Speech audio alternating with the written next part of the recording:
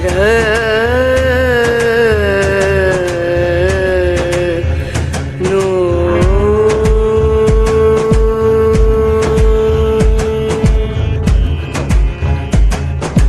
राधे, जय माता की भक्तों।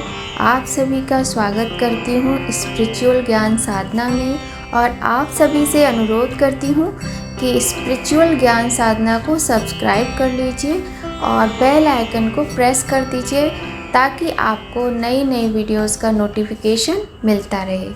जय माता की, राधे राधे। आज की वीडियो में हम आपको रवि प्रदोष व्रत कथा और इसके महात्म्य के बारे में बताएंगे। वीडियो को बिना स्किप किए पूरा देखिएगा। वीडियो बहुत ही इंटरेस्टिंग और सुंदर होने वाला है। भगवान भोलेनाथ की कृपा आप सभी पर बनी रहे। साथ ही आप सभी को रवि प्रदोष व्रत की हार्दिक शुभकामनाएं। जब प्रदोष तिथि किसी बार को पड़ती है तो प्रदोष तिथि को उस बार के नाम से ही जाना जाता है। अगर सोमवार को प्रदोष व्रत पड़ रहा है तो सोम प्रदोष व्रत के नाम से जाना जाता है। वहीं रविवार के दिन अगर प्रदोष व्रत पड़ता है तो रवि प्रदोष व्रत के नाम से जाना जाएगा। रवि प्रदोष व्रत की कथा सुनने व पढ़ने से जीवन के सभी कष्ट दूर हो जाते हैं और भगवान शिव की असीम कृपा प्राप्त होती है। त्रयोदशी के दिन जो बार पड़ता हो उसी का व्रत करना चाहिए। उसी दिन की कथा पढ़नी व सुननी चाहिए। रवि, सोम, शनि ये त्रयोदशी प्रदोष व्रत की कथा अवश्य ही करें। इन सभी से अभीष्ट फल की प्राप्ति होती है। एक समय सर्व प्राणियों के हितार्थ परम पावन भागीरथी के तट पर ऋषि समाज द्वारा विशाल गोष्ठी का आयोजन किया गया। विद्वान ऋषियों की एकत्रित सभा में व्यास जी के परम शिष्य पुराण वेदता सूत जी महाराज हरि कीर्तन करते हुए पधारे। सूत जी को देखते ही शौनकादि 88,000 ऋषि मुनियों ने खड़े होकर दंडवत प्रणाम किया। महाज्ञानी सूत जी ने भक्ति भाव से ऋषियों को हृदय से लगाया तथा आशीर्वाद दिया। विद्वान ऋषिगण और सब शिष्य आसनों पर विराजमान हो गए। मुनिगण विनीत भाव से पूछने लगे कि हे परम दयालु, कलकाल में शंकर जी की भक्ति किस आराधना द्वारा उपलब्ध होगी, हम लोगों को बताने की कृपा कीजिए, क्योंकि कलियुग के सभी प्राणी पाप कर्म में रत रहकर वेद शास्त्रों से विमुख रहेंगे। दीन जन अनेकों संकटों से त्रस्त रहेंगे। हे मुनिश्रेष्ठ, कलिकाल में सत्कर्म की ओर किसी की रुचि न होगी। जब पुण्य क्षीण हो जाएंगे तो मनुष्य की बुद्धि असत कर्मों की ओर स्वयं ही प्रेरित होगी, जिससे दुर्विचारी पुरुष वंश सहित समाप्त हो जाएंगे। इस अखिल भूमंडल पर जो मनुष्य ज्ञानी होकर ज्ञान की शिक्षा नहीं देता, उस पर परमपिता परमेश्वर कभी प्रसन्न नहीं होते हैं।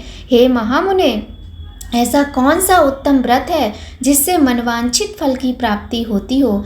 आप कृपा कर बतलाइए। ऐसा सुनकर दयालु हृदय श्री सूत जी कहने लगे कि हे श्रेष्ठ मुनियों तथा शौनक जी, आप धन्यवाद के पात्र हैं। आपके विचार सराहनीय एवं प्रशंसनीय हैं। आप वैष्णव अग्रगण्य हैं, क्योंकि आपके हृदय में सदा परहित की भावना रहती है। इसलिए हे शौनक, शौनकादि ऋषियों, सुनो, मैं उस व्रत को तुमसे कहता हूँ जिसके करने से सारे पाप नष्ट हो जाते हैं। धन वृद्धि कारक, दुख विनाशक, सुख प्राप्त कराने वाला, संतान देने वाला, मनोवांछित फल की प्राप्ति कराने वाला यह व्रत मैं तुमको सुनाता हूँ, जो किसी समय भगवान शिव ने माता सती को सुनाया था और उनसे प्राप्त ये परम श्रेष्ठ उपदेश मेरे पूज्य गुरु जी ने मुझे सुनाया था, जिसे आपको समय पाकर शुभ बेला में मैं सुनाता हूँ। बोलो उमापति शंकर भगवान की जय। सूत जी कहने लगे कि आयु वृद्धि, स्वास्थ्य लाभ हेतु त्रयोदशी का व्रत करें। इसकी विधि इस प्रकार है। प्रातः स्नान कर निराहार रहकर शिव ध्यान में मग्न हो जाएं। शिव मंदिर में जाकर शंकर की पूजा करें।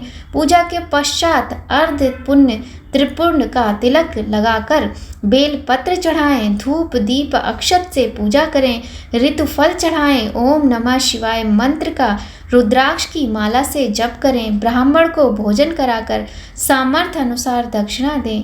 जो सत्य भाषण करना परम आवश्यक है। किसी की निंदा ना करें। हवन आहुति भी दे सकते हैं। इसके बाद मौन व्रत धारण करें। व्रती मंत्र ओम ह्रीम क्रीम नमः शिवाय स्वाहा से आहुति दे। इससे अभीष्ट फल की प्राप्ति होती है। व्रत करने वाला पृथ्वी पर शयन करे, एक बार भोजन करे, इससे सर्व कार्य सिद्ध होते हैं। श्रावण मास में तो इसका विशेष महत्व है। ये सर्व सुख, धन, आरोग्यता देने वाला है। यह व्रत सभी मनोरथों को पूर्ण करता है। हे ऋषिवरों, यह प्रदोष व्रत जो मैंने आपको बताया, किसी समय शंकर जी ने सती जी को और वेद व्यास मुनि ने मुझे सुनाया था। शौनकादि ऋषि बोले, हे पूज्यवर महामते, आपने यह व्रत परम गोपनीय, मंगलप्रद, कष्ट निवारक बतलाया है। कृपया यह बताने का कष्ट करें कि यह व्रत किसने किया और उसे क्या फल प्राप्त हुआ। अब हम कथा सुनाते हैं। बोलिए गौरी शंकर भगवान की जय। रवि प्रदोष व्रत कथा। श्री सूत जी बोले, हे विचारवान ज्ञानियों, आप शिव के परम भक्त हैं। आपकी भक्ति देखकर मैं व्रती पुरुषों की कथा कहता हूँ। एक गांव में अति दीन ब्राह्मण निवास करता था। उसकी साध्वी स्त्री प्रदोष व्रत किया करती थी। उसे एक ही पुत्र रत्न था। एक समय की बात है, वह पुत्र गंगा स्नान करने के लिए गया। दुर्भाग्यवश मार्ग में चोरों ने उसे घेर लिया और वे कहने लगे कि हम तुम्हें मारेंगे नहीं, तुम अपने पिता के गुप्त धन के विषय में हमें बता दो। बालक दीन भाव से कहने लगा कि बंधुओं, हम अत्यंत दुखी दीन हैं, हमारे पास धन कहाँ है। तब चोरों ने कहा कि तेरी इस पोटली में क्या बंधा है। बालक ने निसंकोच कहा कि मेरी माँ ने मेरे लिए रोटियां दी हैं। यह सुनकर चोरों ने साथियों से कहा, साथियों, ये बहुत ही दीन दुखी मनुष्य है, अतः हम किसी और को लूटेंगे।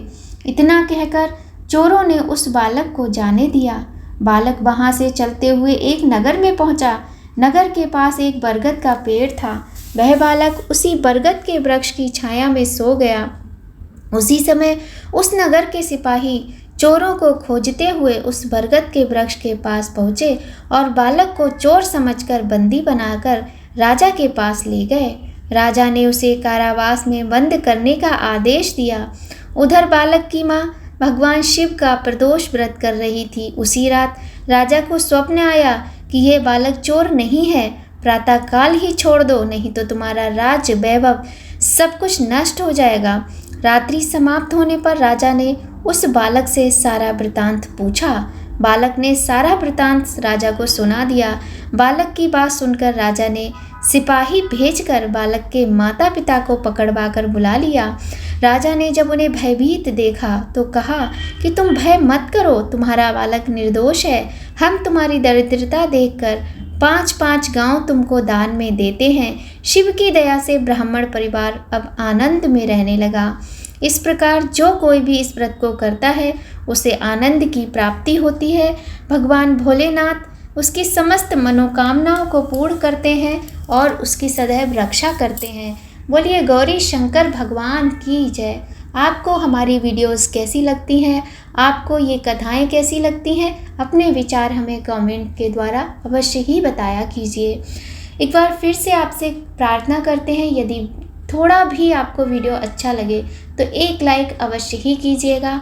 आपके लाइक से हमें बहुत अधिक मोटिवेशन मिलता है। वीडियो पसंद आए लाइक कीजिएगा। अपने फैमिली, फ्रेंड्स, माता पिता, भाई बहन सभी के साथ शेयर कीजिएगा ताकि उन्हें भी नई नई वीडियोस की जानकारी समय पर मिलती रहे। वीडियो का यहीं पर एंड करते हैं। आप सभी से रिक्वेस्ट करते हैं कि अगर आपने अभी तक चैनल को सब्सक्राइब नहीं किया है तो जल्दी से कर लीजिए और बेल आइकन को प्रेस कर दीजिए ताकि आपको इम्पॉर्टेंट वीडियोस की नोटिफिकेशन समय पर मिलती रहे। तो सभी लोग स्वस्थ रहिए, प्रसन्न रहिए। भगवान शिव, माता पार्वती की कृपा अपने भक्तों पर सदा ही बनी रहे। इसी के साथ वीडियो का यहीं पर एंड करते हैं। मिलते हैं आपसे बहुत जल्द एक नए वीडियो में। जय माता की। राधे राधे।